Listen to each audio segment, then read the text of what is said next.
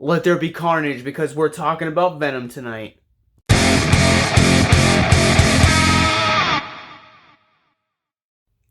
What's going on, guys? Welcome to the Victims and Villains channel. My name is Captain Nostalgia. I have the privilege of being one of the podcasters and writers here. If you guys are new to Victims and Villains, we are a nonprofit and publication that creates content like the one you're watching right now, simply to educate and engage individuals like yourself on mental health awareness and suicide prevention through pop culture. And today we're going to be talking about Venom, Let There Be Carnage.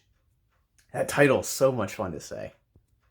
So Carnage picks right up where the predecessor from 2018 left us off in that post-credit scene. Tom Hardy once again returns as Eddie Brock, who this time around finds redemption as a celebrated reporter once again. And he befriends a serial killer on death row played by Woody Harrelson, and his name is Cletus Cassidy. Upon visiting Cassidy for his final supper, he accidentally exposes Venom and regards turning Cletus into Carnage. Chaos ensues in the most epic way possible. Maybe that's not the right word to say epic, in the most PG-13 way possible. So let's get this right off the bat. This film feels so handicapped. Yes, this film is fun. It's an absolute blast. It's an absolute just good, fun time. This is why we go to the movies. But you can't say that you have the same level of fun for this movie that you had for Suicide Squad. Full disclosure, I'm actually talking about the James Gunn film, to clear up any misconceptions. When you have a character whose name is literally Carnage, when you say that the title is Let There Be Carnage, this movie needs an R rating. Let the bodies rain.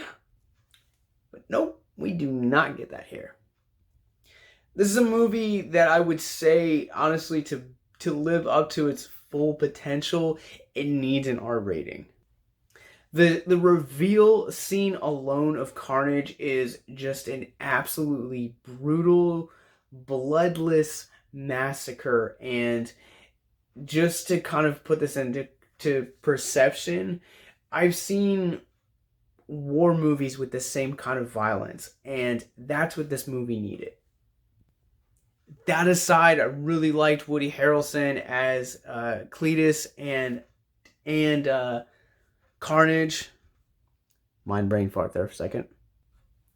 He really wears the character really well, and just his presence alone just gives you goosebumps when he speaks. He's very articulately written, and he's such a more compelling character than the Riz Ahmed from the original one. Not to say that Riz wasn't a great villain, but let's be honest, when you say Carnage, when you say Venom, people want Carnage. And Woody Harrelson delivers and gives fans everything they want. Well, everything the studio would allow the fans to want. The Tom Hardy and Venom dynamic this time around, I really enjoyed it. It's a lot of fun, and it presents a lot of creative ideas, some of which I didn't always agree with. This movie is a very fast-paced movie, and some of the decisions that they make between Brock and Venom just don't make sense for how short the movie is. I want to say it's so bad, but it's such a spoiler. And that spoiler is so problematic for the overall narrative of the film.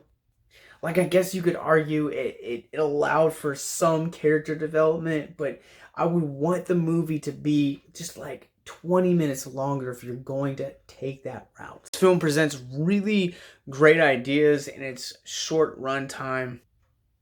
Some of those ideas don't always land. They just kind of feel a little bit removed from the overall narrative this film is speaking. And Shriek is probably right along those issues for the film. Cassidy has a wife in this movie, and she's kind of one of those characters that if you plucked her out from the narrative, this movie would be exactly the same. Feels odd that this movie opens up on her story and is kind of like this grounded thing for Cassidy throughout the entire film. It's kind of his version of humanity, and to be honest, him as a character, he's not fleshed out enough to deserve to have that tied to humanity. Honestly, a Michael Myers-esque boogeyman that just kills and stalks for no reason, that's truly terrifying. In the world of comic books, you have the Joker, and Cletus Cassidy is the clearest and thing and closest thing that Marvel has to the Joker. And I also know that there's probably other characters within the Marvel canon that are maybe closer. I'm not a big comic guy anymore, so please don't at me. I said this movie is really fun. The action's really solid. Some of the fight sequences between the symbiotes of Venom versus Carnage are just really well done.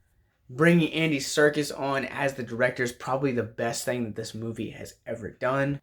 Not to mention also too, Tom Hardy being the one of the story people behind this film and kind of helping to shape what the sequel would be is also a really wise decision. And that post-credit scene, I really wish we were talking spoilers because my goodness, that thing was pretty awesome. I have more questions leaving this movie than I had sitting down for it. With that said, before I accidentally spoil things for those that haven't seen it, let's get into the mental health moment for this movie. If you guys are new to Victims and Villains, every video that we publish on this channel and every review, every podcast that we do as well, we do a thing called Mental Health Moment, and this is where we take a theme of mental health and or a piece of encouragement and shine a light on it for a couple minutes and talk about it and point you guys to suicide prevention resources in the process. For this one, we're going to be talking about Eddie and Anne's relationship, which is also a continued through line from the first film. I'm also going to put a disclaimer here as well that if you guys have not seen the original 2018 Venom, not only will you need to see it in order to understand this movie, but there are going to be some mild spoilers here in the next couple of minutes for what I'm about to say. In the 2018 version, we see Eddie and his now fiance Anne, and they break up. And 6 months passes, and she ends up dating another guy. In Carnage, it's revealed that she's actually going to be marrying said guy, and Eddie has to kind of process heartbreak.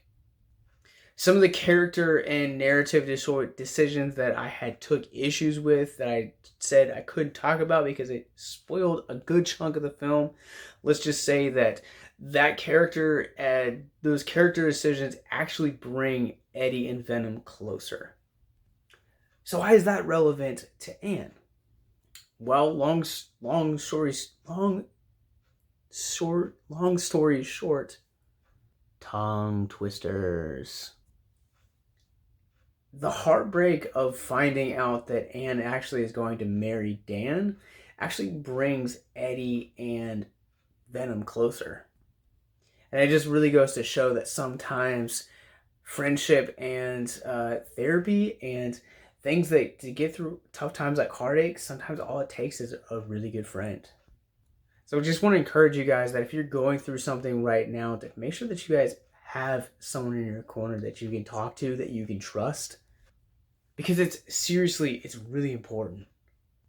It's important for your mental health, and it's also important for your grieving process throughout that hardship. I've shared this on the podcast before.